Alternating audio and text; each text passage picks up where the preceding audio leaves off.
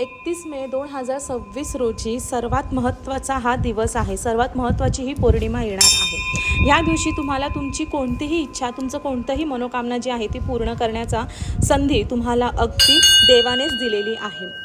पुरुषोत्तम मासाची जी पौर्णिमा आहे, ही पौर्णिमा 3 वर्षातून एकदा येते. मग ह्या पौर्णिमेला तुम्हाला विशेष अशी सेवा काय करायची आहे, तर तुम्हाला सर्वात प्रथम 31 मे रोजी तुम्हाला सकाळी लवकर उठायचे आहे. पहाटे उठून छान स्वच्छ स्नान करून घ्यायचे आहे.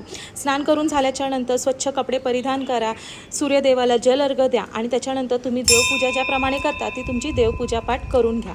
त्याच्यानंतर दिवसभरातून जेवढे शक्य होणार आहे तेवढं तुम्हाला ओम नमो भगवते वासुदेवाय नमः हा मंत्र तुम्हाला जपायचा आहे, म्हणायचा आहे. आणि संध्याकाळी जेव्हा चंद्राचे दर्शन होणार आहे, चंद्रोदय झाल्याच्या नंतर चंद्राचे दर्शन घ्यायचे आहे.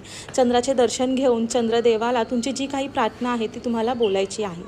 नक्कीच तुम्हाला तुमच्या ह्या मास पौर्णिमेचा नक्कीच अधिकाधिक चांगल्या प्रकारे तुम्हाला रिझल्ट मिळणार आहे. तुम्ही चंद्रदेवाकडे जी प्रार्थना करणार आहात ती तुमची मनोकामना पूर्ण होणारच आहे.